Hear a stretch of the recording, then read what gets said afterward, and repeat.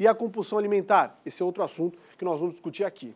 É um problema que a pessoa sente a necessidade de comer, mesmo quando não está com fome.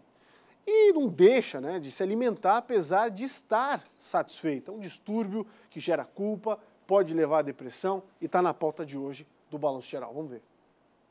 A Carol já teve um sério problema com os alimentos. Eu comia e eu sentia um conforto, mas depois de comer eu sentia muita culpa. Ela descontava na comida as frustrações de um relacionamento. Bom, tudo começou em 2013, quando eu terminei um relacionamento, né?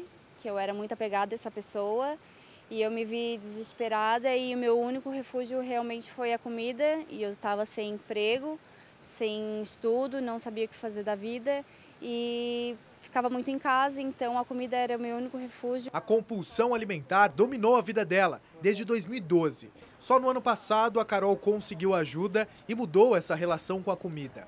Algo que acontece com mais frequência do que a gente imagina. A compulsão alimentar é quando a pessoa passa a comer sem fome, em grandes quantidades, num curto espaço de tempo. Está muito ligado a uma associação de não saber lidar com frustrações.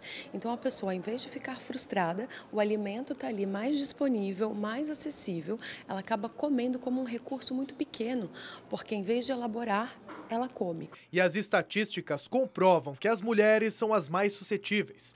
13% delas têm algum tipo de compulsão pelos alimentos. A gente precisa ver que é o comer sem pensar. Quando eu vi, já acabou. É o que os pacientes relatam no consultório. Quando eu vi, o pacote de biscoito já tinha ido, né? Não tem o tempo do pensamento. Esse que é o detalhe mais importante. A pessoa, às vezes, planeja fazer as suas compulsões. Ela sai de casa, ela compra aquele alimento, ela planeja ficar sozinha e ela come até se acabar, né? Para não entrar em contato, de fato, com aquelas emoções que precisam ser olhadas. E depois de comer compulsivamente, vem a culpa. Ela passa a olhar para a culpa do comer compulsivo e não olha para suas questões psíquicas mais profundas. O problema é que, por causa dessa culpa, muitas pessoas desenvolvem a bulimia ou mesmo a depressão. Eu chorava primeiramente e me sentia fracassada e eu tentava compensar de alguma forma. Ou atividade física ou enlaxante para não ganhar peso. Para controlar e depois evitar essa compulsão, é preciso uma ajuda psicológica e profissional. Eu acho que o primeiro passo é se dar conta disso, né? Ter o tempo de pensamento, reconhecer que isso existe e procurar a ajuda de um profissional especializado. Além desse suporte médico e psicológico, tem uma outra mudança que pode ajudar bastante. E por incrível que pareça, está aqui, no supermercado.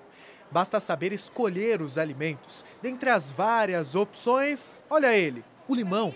As dicas são da Fernanda, que é nutricionista. O limão, ele é riquíssimo em vitamina C, assim como a acerola, assim como a gente tem outras frutas como o abacaxi, né? Essa vitamina C, ela auxilia na diminuição do hormônio do cortisol, que a gente chama que é o hormônio do estresse, né? Então, vamos começar fazendo um suco com eles, temperar nossa salada com limão. Dando mais uma volta, a Fernanda encontra mais um importante aliado para controlar essa compulsão pelos alimentos: a cúrcuma, também conhecida como açafrão da terra. Como a gente tem o hormônio da felicidade, que a gente chama, que é a serotonina, ela é ativada com algumas especiarias. Por exemplo, essa daqui, a cúrcuma, ela faz com que a gente ative esse hormônio da felicidade, fazendo com que a gente fique com mais bem-estar, com menos vontade de comer coisas em excesso.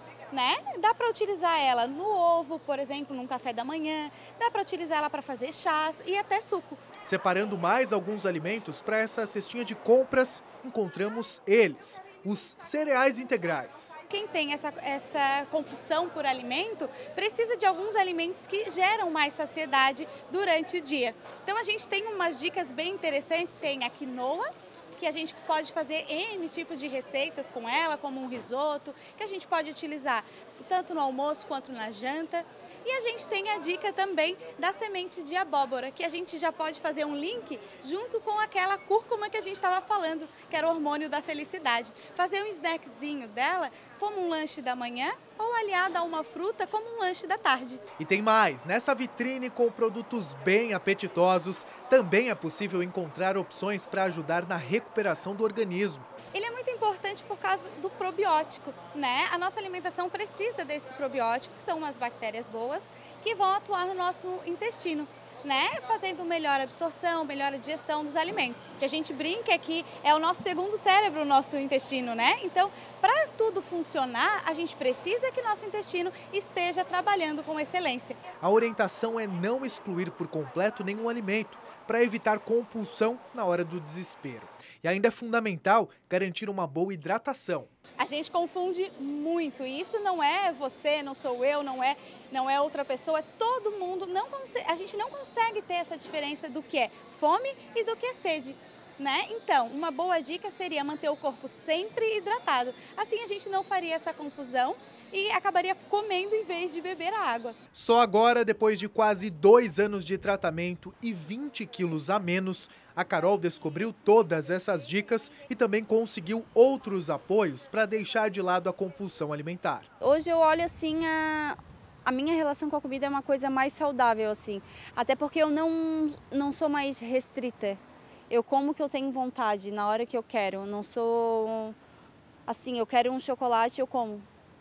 Eu olho uma barra de chocolate, eu sei que eu não preciso comer ela inteira. Porque eu posso comer um pedaço agora, eu posso comer um pedaço amanhã, porque ela vai estar ali.